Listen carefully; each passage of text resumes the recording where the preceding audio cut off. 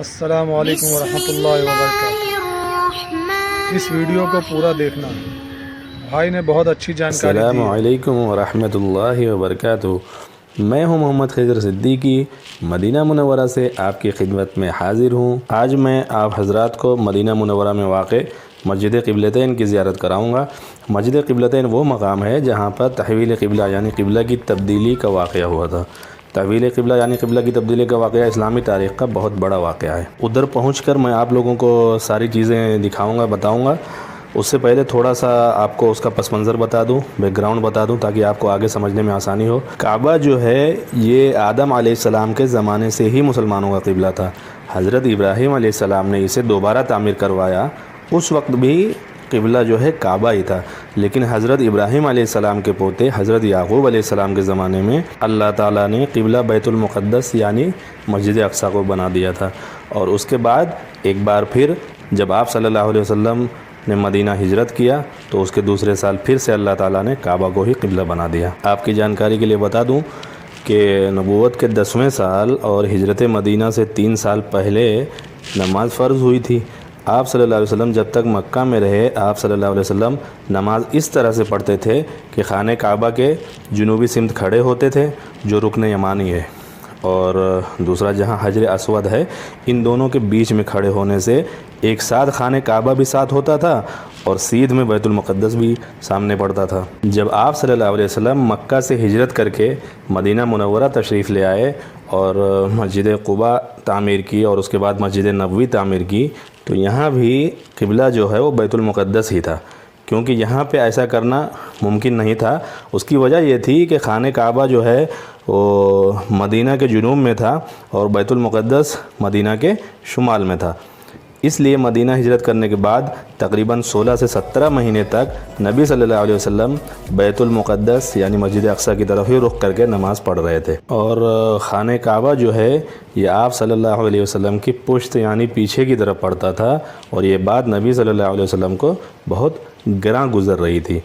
آپ صلی اللہ علیہ وسلم کی یہ ہمیشہ سے دلی خواہش تھی، اور آپ صلی اللہ علیہ وسلم نماز میں اکثر یہ دعا کیا کرتے تھے آسمان کی طرف چہرہ مبارک اٹھا کے کہ یا اللہ ہمارے اجداد ابراہیم علیہ السلام اور اسماعیل علیہ السلام والا قبلہ ہی میری امت کا بھی ہو۔ تو اب میں مسجد قبلتین پہنچ چکا ہوں۔ اب یہاں سے میں آپ کو مسجد قبلتین کی زیارت بھی کراؤں گا اور واقعے کی تفصیل بھی آپ کو بتاؤں گا۔ تو چلیے اندر داخل ہوتے ہیں۔ تحویل قبلہ کے بارے میں یعنی قبلہ کی تبدیلی کے مقام اور وقت کے بارے میں جو ہے اسلامی مورخین میں اختلاف ہے۔ 3 وقت اور 3 مقام کی روایتیں ملتی ہیں، لیکن ویڈیو زیادہ لمبی نہ ہو اس لیے میں سبھی مقام اور سبھی اوقات کی تفصیل میں نہ جاتے ہوئے میں اس روایت کے بارے میں آپ کو بتاؤں گا جو سب سے زیادہ مشہور و معروف ہے۔ آئیے تو اب ہم اندر مسجد کے اندر داخل ہوتے ہیں اور باقی کی تفصیل آپ کو یہاں سے اندر سے داخل ہو کے بتاتے ہیں۔ جی تو آپ دیکھ سکتے ہیں پہلے قبلہ جو ہے اس طرف تھا، ممبر اس طرف تھا، یہ مصلی کی شکل کا آپ دیکھ سکتے ہیں، مصلی کی شکل چھوڑی ہوئی ہے۔ پہلے قبلہ اس طرف تھا یعنی بیت المقدس کی طرف، مسجد اقصیٰ کی طرف۔ آگے بڑھتے ہیں۔ تحویل قبلہ کا حکم رجب یا شعبان 2 ہجری میں نازل ہوا۔ نبی صلی اللہ علیہ وسلم ایک قبیلہ بنو سلمہ کی بستی میں صحابی بشر بن معرور رضی اللہ تعالی عنہ کے گھر پہ دعوت پہ گئے ہوئے تھے، اور کچھ روایتوں میں آتا ہے کہ ان کی والدہ کی عیادت کے لیے گئے ہوئے تھے۔ وہیں پہ ظہر کی نماز کا وقت ہو گیا تو لوگوں کو نماز پڑھانے کے لیے کھڑے ہو گئے۔ ابھی 2 رکعت ہی پڑھ چکے تھے کہ اللہ تعالیٰ نے جبرائیل علیہ السلام کو بھیجا اور قرآن کی یہ آیتیں نازل ہوئیں۔ بسم اللہ الرحمن الرحیم۔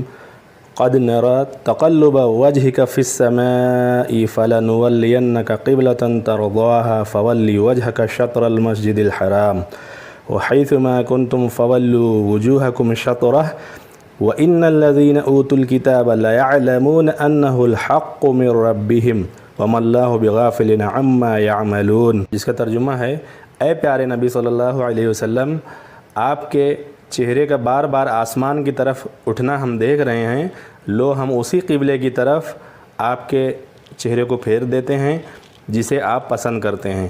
مسجد حرام کی طرف رخ پھیر دیجئے، اب جہاں کہیں آپ ہیں اسی کی طرف منہ کر کے نماز پڑھا کیجئے۔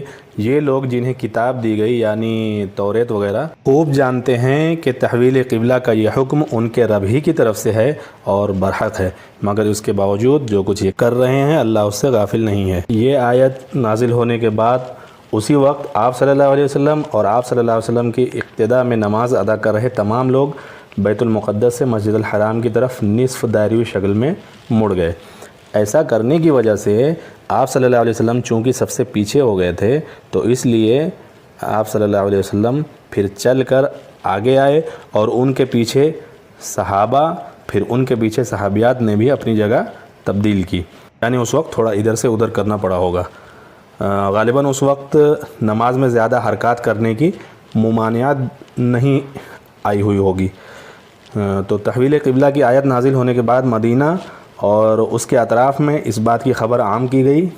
اس کے بعد اس جگہ کو یعنی اس گھر کو صحابیہ ام بشر رضی اللہ تعالی عنہا سے ان کے ہی قبیلے کے لوگوں نے درخواست کی کہ یہ گھر آپ ہمیں دے دیں، ہم اس کو مسجد بنائیں گے۔ چنانچہ انہوں نے یہ گھر دے دیا اور پھر یہاں پر مسجد بنا دی گئی۔ شروع میں اس مسجد کے 2 محراب تھے، ایک شمال کی طرف یعنی بیت المقدس مسجد اقصی کی طرف اور دوسرا جنوب کی طرف یعنی مسجد الحرام کعبہ کی طرف۔ وقت کے حساب سے اس کی توسیع ہوتی رہی۔ بعد میں شمالی محراب یعنی بیت المقدس والے محراب کو شہید کر دیا گیا، کیونکہ باہر سے آنے والے کچھ زائرین جو ہیں اس طرف بھی رخ کر کے نماز پڑھتے تھے۔ اس کی آخری بار توسیع سن 1987 میں ملک فہد کے دور حکومت میں ہوئی تھی۔ بیت المقدس کی طرف والے محراب کو ایک مصلی کی شکل دے کر چھوڑ دیا گیا، یہ آپ دیکھ سکتے ہیں، ایک مصلی کی شکل دے کر چھوڑ دیا گیا ہے۔ اس مسجد میں 2 مینار ہیں اور 2 ہی گنبد بھی ہیں۔ ایک گنبد شمال یعنی بیت المقدس کی طرف یعنی مسجد اقصی کی طرف ہے اور ایک جنوب کی طرف یعنی مسجد الحرام کعبۃ اللہ کی طرف ہے۔ مسجد کا مجموعی رقبہ 3920 اسکوائر میٹر ہے۔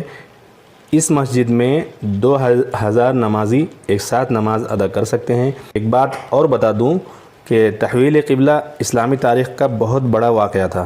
یہودی جو کہ تحویل قبلہ سے قبل مسلمانوں سے خوش رہتے تھے، لیکن قبلہ تبدیل ہو جانے کے بعد وہ لوگ سخت ناراض ہوئے اور اسی کا نتیجہ تھا کہ انہی کی سازشوں سے غزوہ احد ہوئی اور انہی کی سازشوں سے غزوہ خندق بھی ہوئی اور آج تک یہ مسلمانوں کے دشمن بنے ہوئے ہیں۔ آپ کی جانکاری کے لیے ایک بات اور بتا دوں کہ اس مسجد کا توسیعی کام ایکسٹینشن ملک سلمان کے ذریعے بڑے پیمانے پر ہو رہا ہے۔ یہ آپ دیکھ سکتے ہیں، اس کا ایکسٹینشن کا کام کافی بڑے پیمانے پر ہو رہا ہے۔ جب یہ مکمل ہو جائے گا اس کا توسیعی کام، تو یہ بہت شاندار اور بہت بڑی مسجد ہو جائے گی، اس کی کیپیسٹی کافی حد تک بڑھ جائے گی۔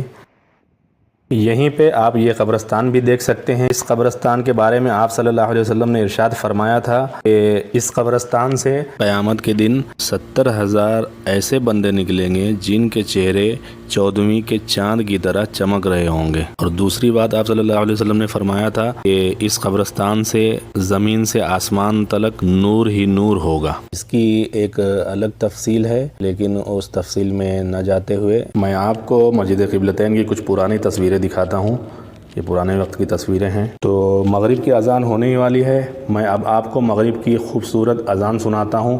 یہ اذان آپ سنیے، بہت ہی خوبصورت اذان، پوری ضرور سنیے، آپ دل خوش ہو جائے گا آپ کا۔ یہ آپ دیکھیے، یہ بخور کی دھونی دی جا رہی ہے، بخور کی خوشبو دی جا رہی ہے۔ یہ بخور ہے، یہ بہت بہترین خوشبو ہوتی ہے۔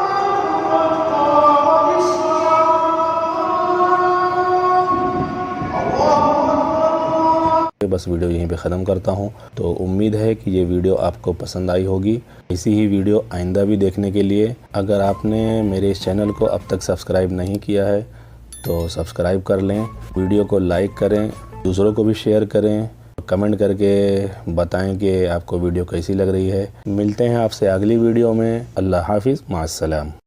آپ نے اگر یہ پوری ویڈیو دیکھی ہے تو آپ بتائیں کمنٹ کر کے بھائی کی کیسی جانکاری تھی۔